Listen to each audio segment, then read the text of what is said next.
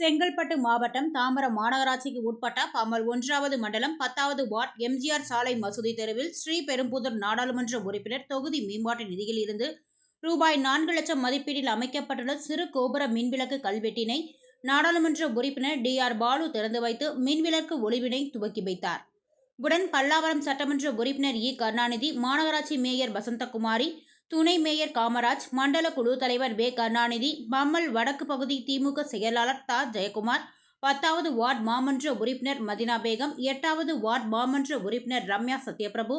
12வது வார்டு மாமன்ற உறுப்பினர் சத்திய மதியழகன், மாநகராட்சி மண்டல பொறியாளர் சத்தியசீலன் ஆகியோர் உட்பட பொதுமக்கள் பலரும் கலந்து கொண்டனர்.